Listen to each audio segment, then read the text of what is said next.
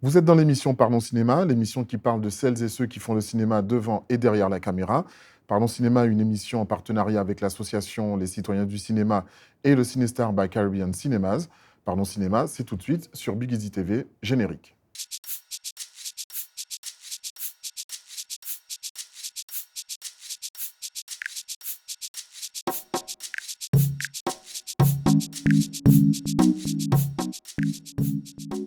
Aujourd'hui, nous recevons un réalisateur à la filmographie éclectique. Il touche à peu près tous les genres de l'image, du vidéoclip à la fiction en passant par le documentaire. Donc aujourd'hui, on reçoit Wally Fall.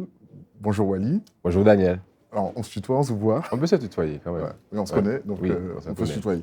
Ouais. Donc je disais donc un réalisateur à la filmographie éclectique. Donc Wally, t'es d'origine sénégalaise et martiniquaise. Tout à C'est fait. bien ça. Ouais, c'est bien Tu es ça. installé en Guadeloupe depuis un petit moment. Ouais, depuis donc, 7 ans à peu près. 7 ans. Mais je connaissais, enfin j'étais déjà venu plusieurs fois en fait avant ça. Voilà. Mais tu as un parcours, avant qu'on rentre dans ta filmographie, en fait, un parcours qui se passe entre Londres, Paris, Dakar, Fort-de-France et la Guadeloupe, c'est bien ça? Ouais, alors moi j'ai grandi surtout en Martinique. Je suis parti faire mes études comme beaucoup d'entre nous et puis je suis resté 7 ans à Londres. Et c'est là que j'ai vraiment commencé à apprendre la vidéo dans des cours du soir principalement. Je n'ai pas fait d'école de cinéma. Mhm. Et puis après, j'ai commencé à travailler très vite sur des projets vidéo en Angleterre, puis à Paris. Et puis un peu, voilà, à partir de Paris, on a commencé à aller un peu à droite à gauche. J'ai commencé beaucoup par les clips, beaucoup de clips vidéo avec des artistes de chez nous et d'ailleurs. Ça a été une belle école pour moi, en tout cas, de commencer par là. D'accord. Alors, tu le dis, tu es autodidacte, mais tu te présentes, ou on te présente comme un cinéaste vidéaste. Donc, c'est pas antinomique les deux. Non, c'est pas antinomique. Je sais pas qui. Enfin, ça dépend. Chacun me présente comme il veut. Moi, ce que je peux dire, c'est que je me considère comme, oui, comme un cinéaste, comme un artiste. Euh, et puis, comme aussi je fais de la programmation aussi de films. Euh, pour moi, ce sont plus. C'est comment je peux dire ça? Tout ça, ça nourrit en fait la pratique de cinéaste que j'ai et que j'essaie de développer. Euh, avec différentes casquettes, mais en fait, c'est toujours la même chose en fait, qu'on fait. C'est le cinéma qu'on manipule et puis les images qu'on essaie de construire et puis de diffuser. Tu ne t'enfermes pas tu ne te laisses pas en tout cas enfermer dans un nom, dans un qualificatif, parce que comme tu le dis toi-même, tu touches un petit peu à tout, du Oui, clip, voilà. enfin, voilà, certaines personnes préfèrent dire Tu réalisateur. t'exprimes. Voilà, moi c'est ça en fait, je m'exprime. Donc certaines personnes vont mettre l'accent sur, voilà, sur un réalisateur, d'autres personnes vont dire ah non, c'est vidéaste, cinéaste. Moi, les appellations, je ne m'en sens pas prisonnier. Et c'est pas par exemple, quand on a commencé à programmer des films avec le collectif Cinémaron, on m'a demandé est-ce que je continue à faire des films. J'ai dit ben, pourquoi j'aurais arrêté en fait.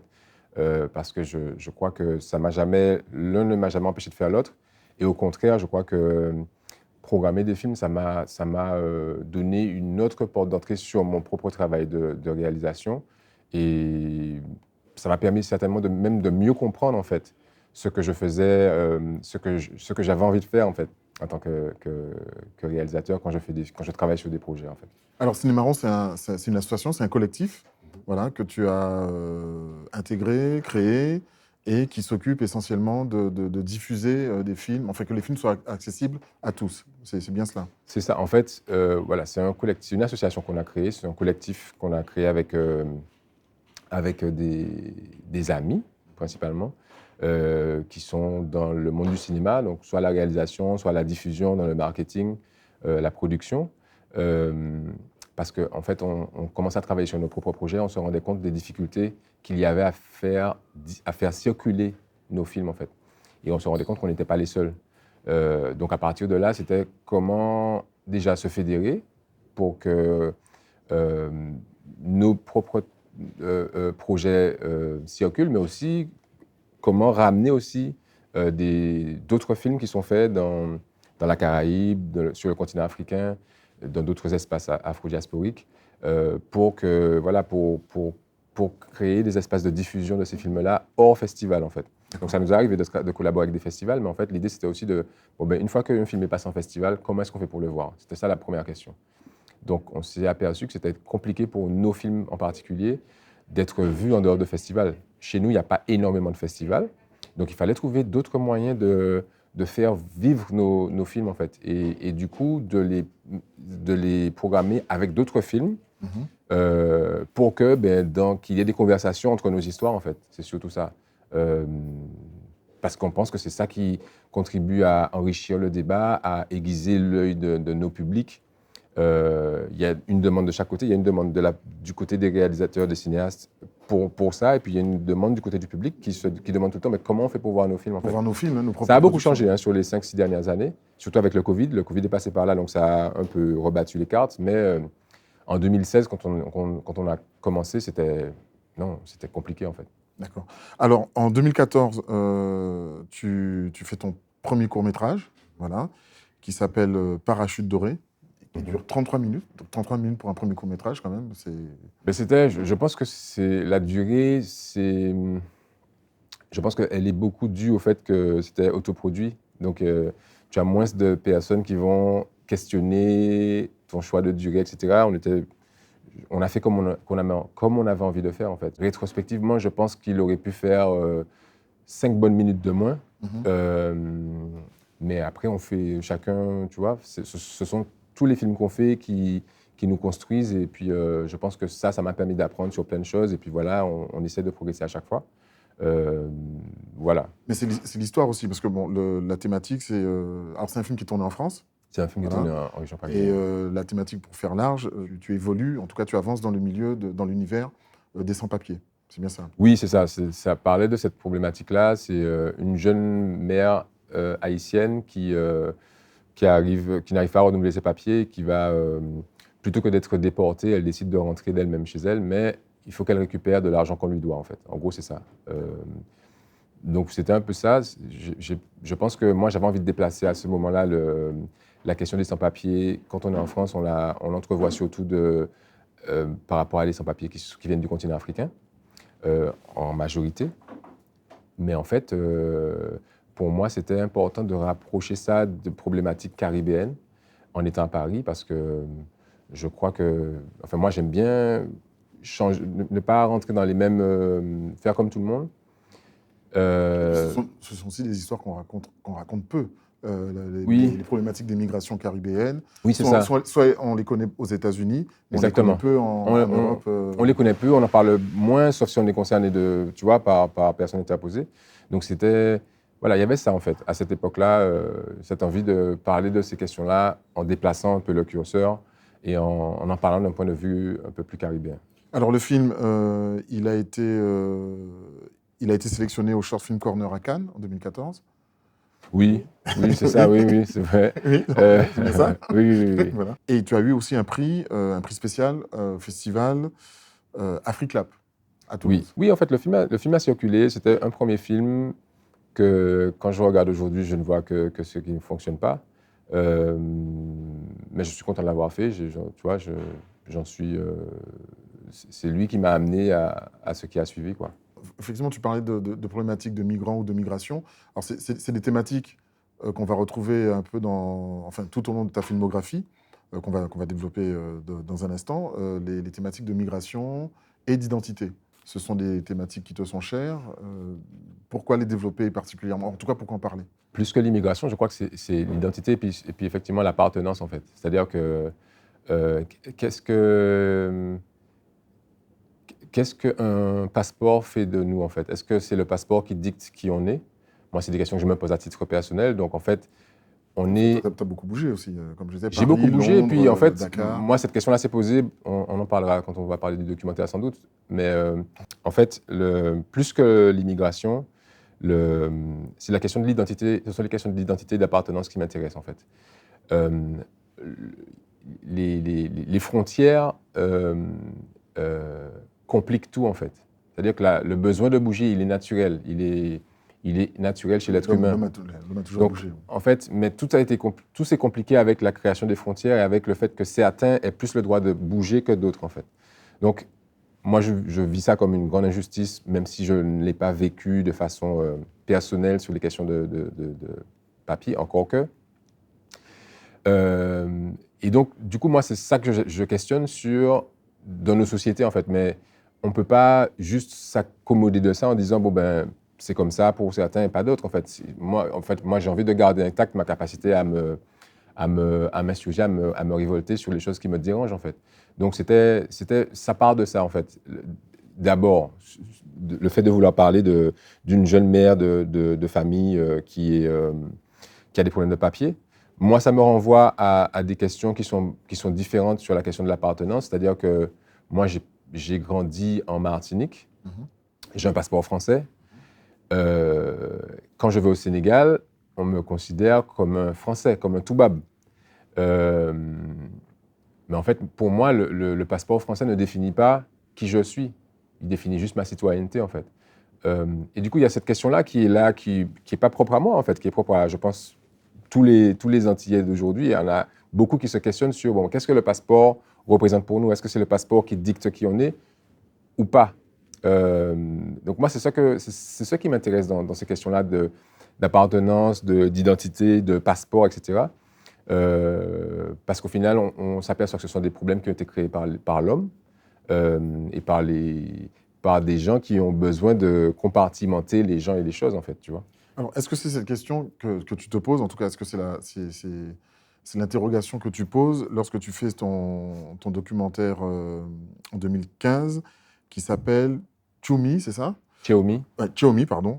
Ah, Tchoumi, l'horizon n'appartient à personne, que certains considèrent comme une sorte de retour, une sorte de cahier d'un retour au pays natal. Parce que tu pars au Sénégal, c'est bien ça, à la veille oui, c'est ça. présidentielles. Je pars au Sénégal la veille pendant les quelques jours qui précèdent les élections de 2012, Oui. les élections présidentielles. En fait, Abdoul Wade et... entre Abdoulaye Wade et Macky Sall. Ouais. Quand Macky Sall va prendre le pouvoir. Et c'est marrant parce que là, il vient de laisser le pouvoir. C'est le pouvoir. En fait, moi, quand je pars en 2012, donc, parce que mon père me dit qu'il va voter au Sénégal. Et donc, il était en Martinique quand il me dit ça. Mais lui, il faisait de la navette tout le temps. Et il me dit, il part au Sénégal. Je dis, il y a un truc à faire là. En fait, c'est comme ça. Il me dit, il va voter. Et c'est la première fois qu'il va voter parce qu'à chaque fois, il a toujours été hors du Sénégal quand il y a eu des élections présidentielles. Parce qu'une fois, il n'a pas pu, il est arrivé trop tard, il avait raté son avion, enfin bref. Il me dit, bon, je vais voter, ça va être la première fois. Je dis, je sais pas, je me dis, il y a un truc à faire là. Je pars et je pars en me disant que je vais raconter un peu son périple, parler de lui, parler du Sénégal, machin, l'histoire politique du Sénégal. Et je pars, voilà, comme ça, avec une caméra, un peu de matériel, son, etc. Et puis je pars, je le suis. J'interroge des gens dans ma famille. Je parle beaucoup avec mon père. Mon père, c'est pas quelqu'un qui se livrait beaucoup. Et je filme un peu notre voyage. Et en fait, je reviens, et c'est après le voyage, après les élections, après tout ça, que je commence à écrire, en fait, avec ce que j'ai comme matière. Et en fait, parmi les retours que je reçois de gens à qui je fais lire ça, ils me disent, mais toi, tu ne parles pas de toi, en fait. C'est-à-dire que je pense que les personnes me disent, mais ce serait intéressant de savoir où tu te situes dans cet entre-deux entre la Caraïbe et le Sénégal, entre la Martinique et le Sénégal. Et donc, on m'encourage dans cette direction-là. Et moi, je n'avais pas prévu de parler vraiment de moi. Mais je me dis, si ça peut aider, effectivement, peut-être que c'est ces questions-là que je me pose un peu en arrière-plan. Et du coup, dans l'écriture, j'introduis un peu plus de moi, en fait, de comment moi j'ai grandi en Martinique, en ayant un papa sénégalais, ce qu'on m'a renvoyé et ce qu'on me renvoie aussi quand je vais au Sénégal, parce que je n'ai pas grandi là. Et que, voilà, je ne parle pas bien Wolof. Donc, voilà, il y a tout ça donc, ça devient, voilà, le film devient un questionnement sur cet entre-deux-là, entre la Martinique et le Sénégal, et aussi une réflexion sur la langue, en fait. Parce que, pareil, dans la question d'appartenance, la langue détermine beaucoup de choses, en fait. Quand tu parles à quelqu'un dans la langue du lieu, on te situe différemment de quand tu parles en français, notamment. Le paradoxe qu'il y a au Sénégal, c'est que donc peut-être que ça va changer, mais en tout cas, où ça a changé récemment, la seule langue officielle qui était reconnue au Sénégal dans l'administration, c'est le français, en fait. Alors que 15 exactement, alors que 15%, 20% selon les décomptes de la population peut dire qu'elle s'exprime parfaitement en français. Donc ça dit quelque chose dans l'utilisation de la langue qui était une langue coloniale à la base, en fait. Donc moi, je me disais, mais en fait, moi, dans l'absolu, si je vais au Sénégal m'installer, je peux peut-être prétendre à des positions, dans des jobs peut-être plus qualifiés qu'un Sénégalais, juste parce que moi, je parle français, en fait, tu vois. Et je trouve ça vraiment... Pas par rapport au passeport, mais par Et rapport pas à la passeport langue. français, mais par rapport à la langue. Donc, je trouve ça problématique, en fait. Donc, c'était tout ça, en fait, qui a nourri un petit peu ma réflexion. Donc, ça a donné le film que ça a donné. C'était un film qui était vraiment très personnel, où, voilà, je pense que mon père n'a jamais parlé comme il a parlé dans ce film-là. Et c'était, je mesure, enfin, ce film-là, il est très précieux pour moi, en tout cas.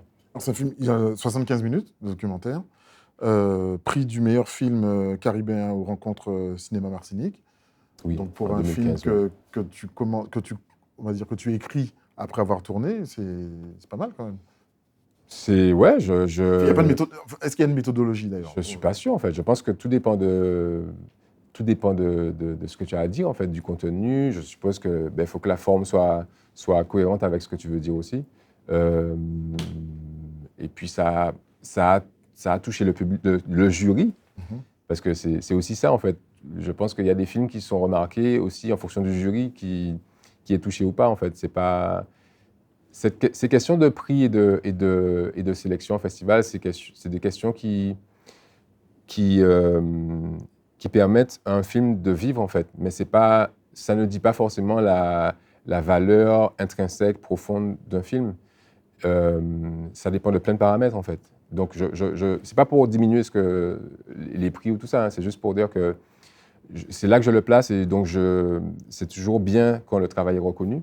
Mais quand c'est pas reconnu parce qu'il va passer inaperçu, il ne faut pas s'arrêter pour autant, en fait. Il faut continuer à faire ce qu'on a à faire. Non, mais un film, de toute façon, une fois qu'il est projeté, une fois qu'il est diffusé, il ne nous appartient plus. Exactement, ouais. Donc Ouais. après, s'il Mhm. touche les gens au point d'avoir un prix, Oui, non. c'est Moi, bon. je suis toujours très reconnaissant, hein. Tu vois, c'est juste que, justement, parfois, il faut essayer aussi de... Moi, en tout cas, j'essaie de garder la tête assez froide par rapport à tout ça pour continuer, en fait, pour continuer à avancer.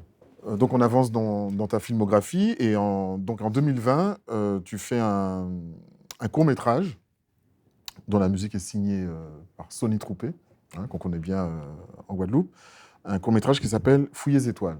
Donc est-ce que tu peux nous parler du pitch de ce film? Le pitch du film, c'est une déambulation d'une femme dans une Guadeloupe dépeuplée. En tout cas, dans un lieu dépeuplé. Bon, on comprend que ça peut être la Guadeloupe, en tout cas. Et elles se parlent, en fait. Elles se parlent, elles parlent et on est censé comprendre à un moment que cette voix-là, en tout cas, on pourrait dire qu'elle se superpose à la Guadeloupe elle-même, en fait. Donc mais c'est très partiel de le dire comme ça. En fait, ce qu'il faut dire surtout, c'est que c'est un projet qui est venu avec Agnès Noël, en fait. Donc, qui est l'actrice du film principal, la voix qu'on entend. C'est une voix off en créole. C'est une voix off en créole, qu'elle a écrite elle-même. Et c'est un projet qu'on a fait tous les deux, en fait, ensemble. Donc, c'est elle qui m'appelle un jour. Elle habitait encore en Haïti. Elle me dit, elle est rentrée en Guadeloupe pour les vacances. Elle me dit, il faut qu'on fasse un truc, en fait. Et donc, je lui dis, ben oui, pas de problème, on se voit. Donc, on se voit et puis on commence à réfléchir ensemble sur... On n'avait pas d'idée, en fait. On avait juste envie de faire quelque chose ensemble. Donc, ça part, elle a quelques idées, j'en ai quelques-unes. On met ça ensemble. Et ça donne un tournage, peut-être 2 semaines après, les premiers jours de 2019, surtout à Vieux-Habitants et Basse-Terre, où on filme Agnès. Il y a un autre personnage qu'on filme aussi, qui est joué par Alain Verspan. Mais on n'a pas encore le texte, en fait, quand on filme. On n'a pas encore le texte. Mais on sait que voilà, Agnès marche, et en fait, on a eu cette idée où elle marche, en fait, dans des endroits où elle ne croise personne, en fait. Donc, aussi bien dans la nature, dans des sentiers un petit peu dans la campagne, que dans le bourg de Basse-Terre. Parce qu'en fait, le dimanche, on n'a pas besoin d'attendre. On peut filmer il y a des rues dans Basse-Terre où il n'y a personne, en fait. Pointe-à-Pitre aussi, c'est pareil. Voilà, en fait. Et du coup, c'était une réflexion sur... en fait, ce qu'on peut dire, c'est plus ce qu'on avait envie de mettre sur la table. On avait envie de parler de nos pays qui se dépeuplent, en fait. La jeunesse part, elle ne revient pas. On avait envie de parler de notre relation à notre histoire. On avait envie de parler aussi de notre relation à nous-mêmes et la relation intergénérationnelle, qui est un peu rompue, en fait. Il n'y a pas forcément de transmission, ce qui fait que souvent, les jeunes générations reproduisent les erreurs des aînés, en fait. Ce qui fait qu'on est dans un perpétuel recommencement. On avait envie de parler de ça, en tout cas, de mettre ça sur la table. On ne savait pas quelle forme ça allait prendre. Agnès avait une idée au départ qui était plus de l'ordre de la performance. J'avais envie de mettre une narration dedans, quelle qu'elle soit, mais en tout cas, que ce soit quelque chose de plus... avec un début et une fin, peut-être, en tout cas qu'on peut identifier comme tel, même si le film est un petit peu un peu en cyclique comme ça. Et donc, c'est ce qu'on a essayé de faire, en fait. Et du coup, ça a donné Fouille les étoiles. Alors moi, je trouve qu'il y a une très belle photo dans ce film. Merci. Il y a un vrai travail sur la photographie, hein, comme on dit, sur ce film. Donc, alors, comment ça s'écrit, comment ça se construit, ça prend du temps, comment ça se construit, comment ça se met en place? En fait, ça se construit dans le moment, en fait. C'est-à-dire que l'énergie qu'on voulait, c'était... on vient avec ce qu'on a et puis on filme, en fait. Donc, il n'y a pas eu beaucoup de préparation, de répétition, tout ça. On avait quelques idées et on teste. On teste sur le moment. Comme c'était une très petite équipe, c'est moi qui faisais les images aussi. Il y avait Agnès, il y avait Amandine, il y avait Jonathan, il y avait pas mal de personnes. On savait qu'on n'aurait pas pris le son. Donc, il y avait... parce qu'au départ, quand on a imaginé avec du son, ça demandait une autre logistique. Mais vu le temps qu'on avait, on s'est dit, bon, c'était compliqué. Donc, on s'est dit, bon, on va faire quand même parce qu'Agnès devait repartir. Et donc, on part sur ça. Et donc, on filme, en fait. On filme les endroits. On a des idées de lieux, de ce qui se passe à peu près. Donc, on fait plusieurs fois. Le fait de filmer en image accélérée, donc ça fait qu'on est toujours en ralenti. On peut jouer avec la vitesse après. Mais ça nous donne une meilleure maîtrise de comment on va gérer le rythme du film et le rythme de ce qui se joue dans le cadre, en fait. Et toujours cette notion de déambulation, de migration, toujours ce déplacement. En arrière-plan. Peut-être, je ne l'ai pas pensé comme ça, mais en tout cas, il y a cette idée qu'elle bouge dans un lieu, en fait, dans un lieu qui est dépeuplé. Et c'est ça qu'il fallait faire ressentir, c'est qu'elle ne croise personne, à part une seule personne qui est un peu une figure paternelle. C'est la seule personne qu'elle croise et avec qui il y a une espèce de réconciliation. Voilà. Alors, pas de prise de son au tournage, mais un très gros travail en post-production, mixage. Le travail en post-production se fait... le travail commence parce qu'il y a d'abord Agnès qui enregistre son texte. Oui, ça va. Oui. Et c'est ce texte-là que moi, je vais réagencer un peu pour qu'il y ait une structure qui permette de parler à Sony, pour que Sony comprenne les différents moments du texte. Donc, j'ai fait quelques petits ajustements, j'ai déplacé des petits passages du texte d'Agnès, j'ai transmis à Sony, Sony a collé quelque chose dessus.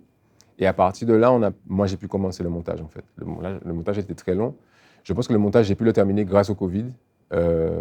Malgré tous les chamboulements que le Covid a amenés, en fait, ça a amené un arrêt.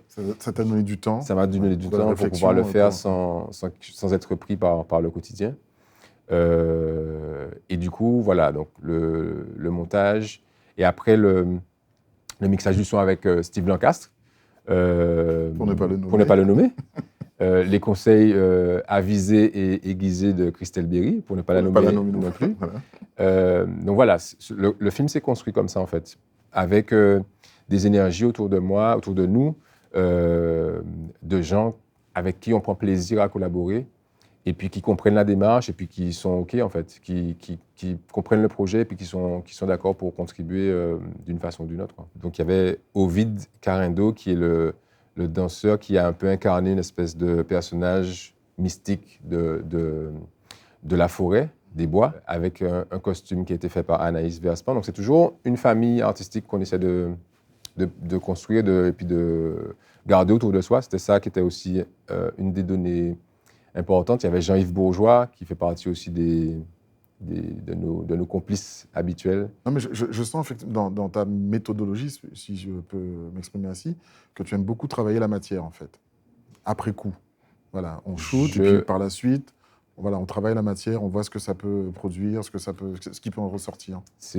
Oui, effectivement, mais je pense que c'est parce que j'accorde beaucoup d'importance. Enfin, le montage, pour moi, c'est là où le film prend vie, en fait. C'est-à-dire que, en tout cas, dans les projets que j'ai eu à faire jusque-là, ça s'est passé comme ça. C'était pas forcément une volonté dès le départ, mais Fouilles étoiles, forcément, c'était ça parce que on est parti comme ça. On devait le faire dans l'urgence. Et puis, finalement, la vie a fait que ça a pris beaucoup plus de temps. Donc, on l'a fait en 1 an, vraiment.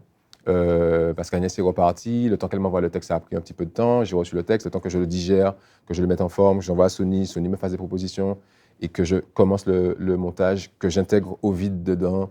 Donc, ça a pris ce temps-là, en fait. Mais ce projet-là, je pense, demandait ça, en fait. Je pense que Tchéomi, juste avant, c'était autre chose. C'est que c'était plus l'urgence de partir. C'était des projets que j'ai fait dans l'urgence parce que je crois aussi que j'avais l'impression qu'il y avait des choses qui devaient sortir, en fait. Donc, je ne voulais pas m'encombrer de commissions, de dossiers, d'attentes, etc. Il fallait faire, donc j'ai fait. Il faut que ça sorte. Il fallait que ça sorte, j'ai laissé sortir. Et puis, je me dis, une fois que c'est sorti, qu'est-ce qu'on en fait? Parce qu'il faut que ça ressemble à quelque chose à la fin. Il y a toujours un moment où on est perdu un petit peu. Et ça, j'aime bien ce sentiment-là de ne pas savoir ce que ça peut devenir. Parce que je crois que c'est dans ces moments-là que tu grandis le plus dans ta pratique et dans ton regard. Donc voilà, je pense que j'ai recherché ça aussi dans Fouilles étoiles, ça m'a apporté beaucoup. Donc on avance un petit peu dans le temps, hein, 1 an plus tard. Donc en 2021, tu fais partie d'un projet, non pas en tant que réalisateur, mais en tant que directeur de la photographie, cinématographeur comme on dit en anglais, une trilogie de courts-métrages qui s'appelle Atopias, c'est ça? Donc c'est une co-réalisation avec le comédien Julien Béramis et Daniela, sa femme, Daniela Johannes. Daniela Johannes. Et ce court-métrage, donc, on va dire que c'est une espèce de court-métrage, une sorte de court-métrage expérimental.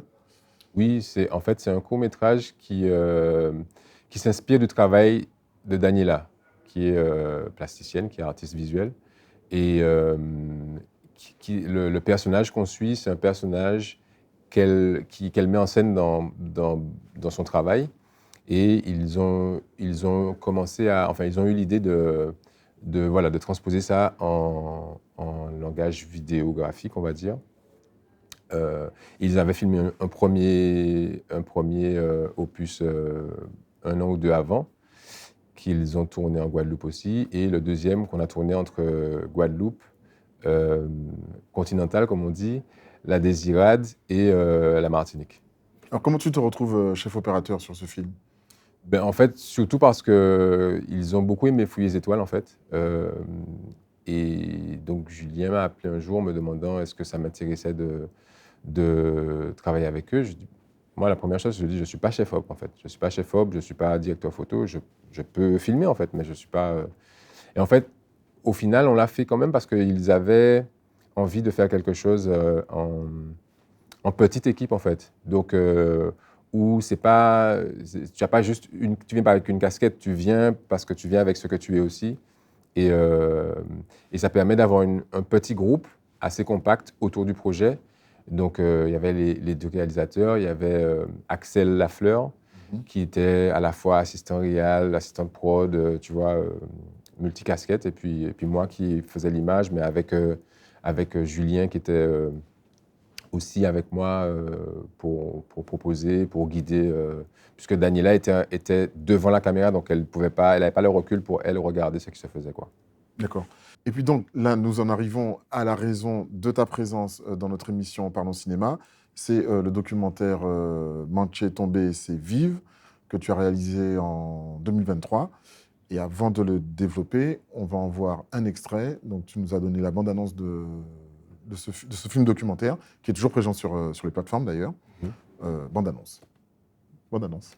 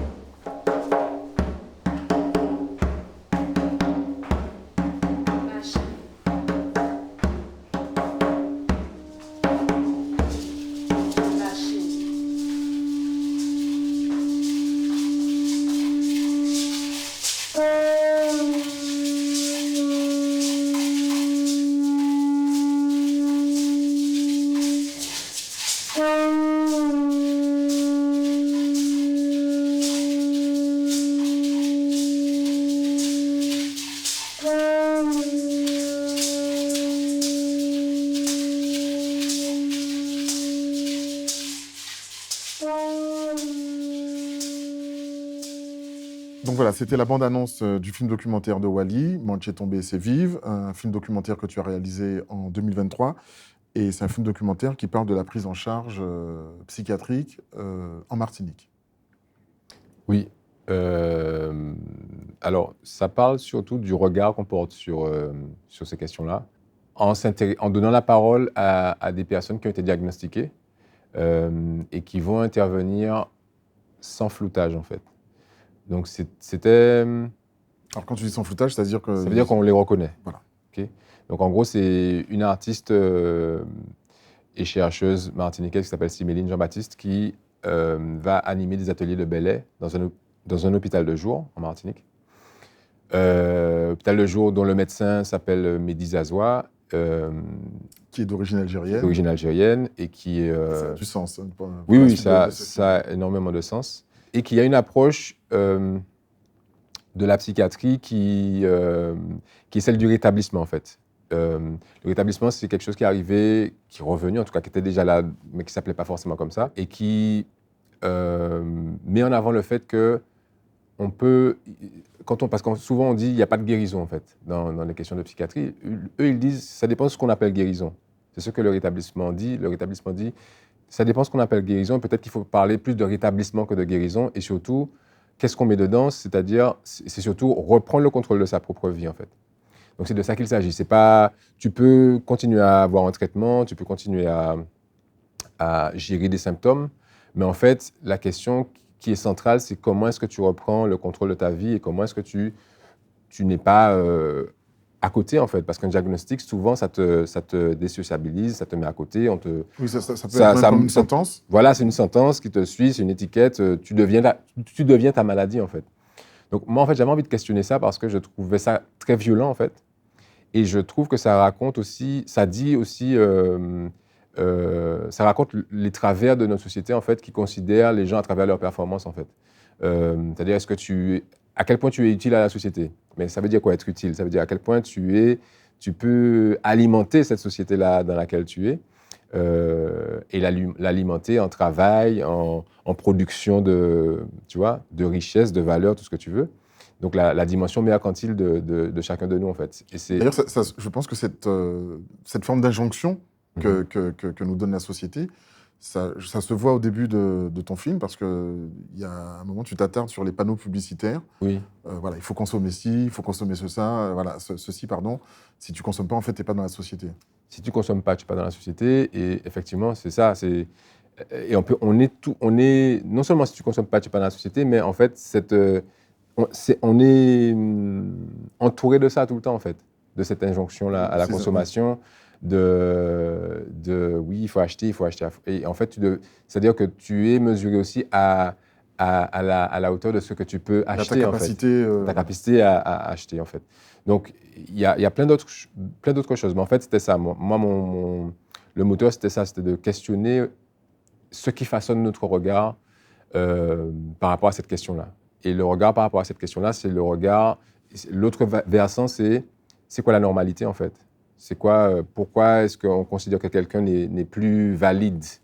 Est-ce que c'est parce qu'on a décidé qu'il n'est plus normal, et il ou elle? Et dans ce cas-là, si on a décidé qu'il ou elle n'est plus normal, c'est quoi être normal? Qui décide qui est normal et qui ne l'est pas? Ça m'intéresse vraiment profondément parce que ça nous touche tous, en fait. Et je pense que ce n'est pas une question d'être diagnostiqué ou pas, c'est est-ce que c'est de ça qu'on a envie, en fait? Alors, pourquoi je disais qu'il y avait la présence de ce médecin d'origine algérienne avait du sens, parce qu'à un moment, il y a... Alors, ton film, je trouve, il y a une forme de plaidoyer pour Frantz Fanon. Parce que ce médecin qui est d'origine algérienne, effectivement, il parle de Fanon, et on sait que Fanon a beaucoup milité, en tout cas a développé le fait d'utiliser, en tout cas pour rétablir un individu, tous les éléments qui constituent son identité, qui constituent sa culture. Mm-hmm. C'est un peu la démarche de Siméline qui essaye de rétablir par la pratique du ballet, la danse. D'ailleurs, on te voit dans... Oui. C'est surprenant, on te voit dans le film. Pourquoi ta présence? Alors, ma présence, c'est surtout pour me mettre au niveau de tout le monde, en fait. C'est-à-dire que pendant qu'on préparait le film, il y a une des participantes qui m'a dit alors moi, je cherche un travail parce que moi, j'ai préparé le film en y allant une fois par mois pendant 4 mois avant le tournage. Et pendant une de ces séances de préparation, on regardait des films ensemble et on discutait. Et il y a une participante qui me dit ben, moi, je cherche du travail. Je suis rentré il n'y a pas super longtemps en Martinique. Je cherche du travail. Si un employeur potentiel me reconnaît dans ton film, comment je fais en fait si jamais il décide de ne pas m'embaucher parce qu'il m'aura reconnu? Et moi, je lui dis, ben, moi, je ne peux pas te promettre quoi que ce soit sur comment les gens vont recevoir le film. En fait, ça, je n'ai pas ce pouvoir-là. Par contre, je peux m'engager à ne jamais montrer qui que ce soit de façon diminuée, en fait. Oui, que les personnes restent dignes. Voilà, Ça, je le sens, préserver la dignité de chacun. Mais, donc, c'est pour ça que j'ai pris le parti de ne nommer personne, en fait. Donc, il y a des gens qu'on sait s'ils sont suivis ou s'ils sont en cadre personnel, enfin, s'ils font partie de l'équipe de l'hôpital. Mais en fait, je ne le dis jamais parce que je veux maintenir cette confusion-là, en fait. Je voulais créer la confusion.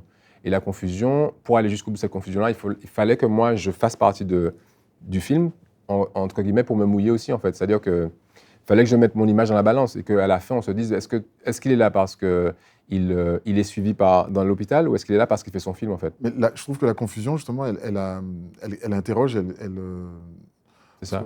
Moi, l'impression que ça m'a donné, c'est qu'en fait, tu interroges toute la société, parce que les personnages sont anonymes, en tout cas pour le spectateur, mais on pourrait croire que que tu parles de toute la société. Mais parce que c'est toute la société, en fait. C'était ça le point central pour moi, c'est de dire qu'en fait, on est tous concernés. Et il n'y a rien qui garantit à quelqu'un qu'il ne va jamais basculer, en fait, de l'autre côté, tu vois? Donc moi, c'était ça ma conviction profonde, c'est de dire que qu'est-ce qui fait que moi, je n'ai pas basculé, je n'ai pas eu un passage à vide, etc. En fait. C'est-à-dire que même s'il y a des facteurs génétiques ou tout ce qu'on veut, il y a des choses qu'on ne maîtrise pas. On est dans une société qui est anxiogène, qui est, comme Méline le dit, mortifère. En fait, c'est ça, en fait, c'est de dire que ce n'est pas une société qui nous aide à rester debout et à vivre la meilleure vie qu'on puisse vivre, en fait. Ça, c'est peut-être l'un des mirages du capitalisme. Mais en fait, la société fait tout pour nous contraindre et pour qu'on soit productif pour elle, pas pour nous, en fait, tu vois. Donc, avec un diagnostic facile, c'est-à-dire celui qui ne suit pas les règles de la société. Des deux côtés. Donc, en fait, le diagnostic disqualifie les gens, en fait, le diagnostic en psychiatrie. Donc, moi, je voulais le questionner parce que je le trouve violent et surtout parce que je l'ai vécu en tant que proche de personnes qui ont été diagnostiquées. Donc, je vois ce que ça produit à la fois chez la personne et sur son entourage, en fait. Moi, c'est de là que je pars, en fait. Je me dis, mais comment est-ce qu'on change ça, en fait? Mais pour changer ça, ça va prendre du temps parce que c'est ancré. Et pour le changer, il faut qu'on se questionne sur les raisons profondes qui expliquent pourquoi, quand on nous dit que quelqu'un est diagnostiqué X ou Y, notre façon d'interagir avec cette personne-là va changer, en fait. Tu vois? Donc, c'est de ça que je pars, moi, en fait. Donc, quand je ramène Méline avec le Belay, quand je lui demande de venir participer à cette expérience-là pour qu'on voit ce qui se produit, elle vient avec son approche du Belay qui est que le Belay, c'est une manière de vivre. C'est pas juste une musique, c'est pas juste des chants, c'est une façon d'être et c'est une façon de faire groupe, en fait. Donc, c'est ce qu'elle ramène dans les ateliers. Et donc, quand on fait ça tous les 2 jours avec les participants de cet hôpital de jour, on observe, on ne sait pas ce qui va se produire. Moi, je ne sais pas du tout ce qui va se produire à la fin, mais on voit qu'il y a des choses qui se produisent assez rapidement.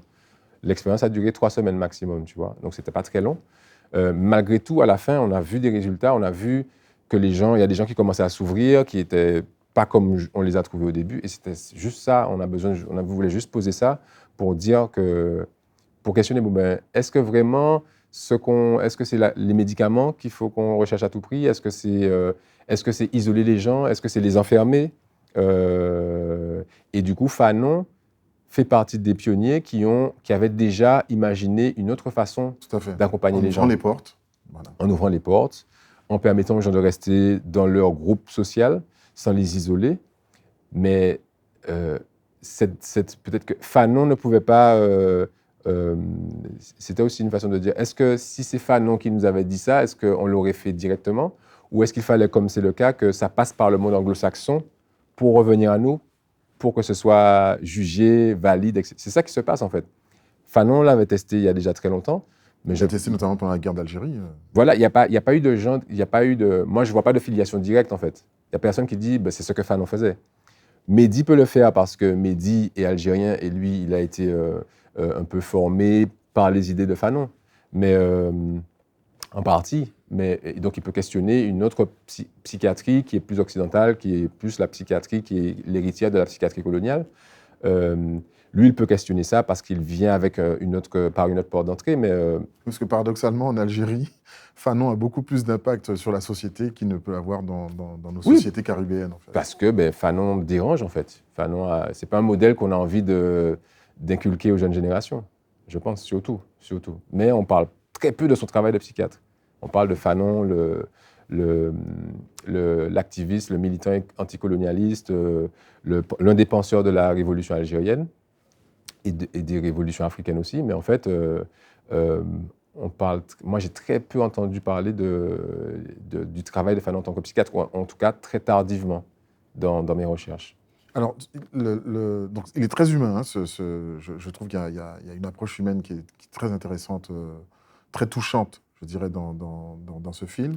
La mise en image aussi m'a beaucoup touché. Notamment cet arbre qui est omniprésent, comme une espèce de baobab. Voilà, en fait, c'est ce qui m'évoque comme souvenir, comme image, je dirais. Cette espèce de baobab qui est là, bienveillant, à surveiller les âmes, à prendre soin des âmes. Oui. C'est quelque chose qui s'écrit au départ ou non. Comme tu aimes bien travailler la matière, c'est quelque chose qui s'écrit C'est quelque chose qui s'écrit pendant le tournage. Pendant le tournage, je vois cet arbre-là qui est un endroit où on va faire des ateliers. Je me dis, cet arbre-là, il dégage une puissance, il dégage quelque chose d'apaisant. Et je me dis, on va l'utiliser. Je ne sais pas encore comment. Donc, on l'a filmé. À chaque fois qu'on y allait, on le filmait. On est revenu à des moments où il n'y avait pas d'atelier pour le filmer à d'autres moments de la journée. Et je me suis dit, bon, il va servir d'une façon ou d'une autre, en fait, dans la narration. Je ne sais pas encore comment. Mais c'est au montage que beaucoup de choses se sont décidées avec... Montage par Christelle Berry. Par Christelle Berry, pour ne pas la nommer, la meilleure monteuse de la galaxie. Elle va apprécier. Ouais. Elle aime. Donc, c'est là que ça se décide, en fait, dans nos discussions, dans comment est-ce qu'on peut mettre en exergue les choses qui se disent, les témoignages des 3 personnes qui interviennent vraiment, qui se livrent. Et il prend sa place comme ça, en fait. Il prend sa place. Il y a aussi quelque chose qui est très intéressant dans ce film, c'est l'opposition, effectivement, parce que tu parlais de psychiatrie occidentale, psychiatrie coloniale, confrontée à nos us et coutumes. C'est la différence de colorimétrie, je dirais, entre le moment où tu vas à Colson.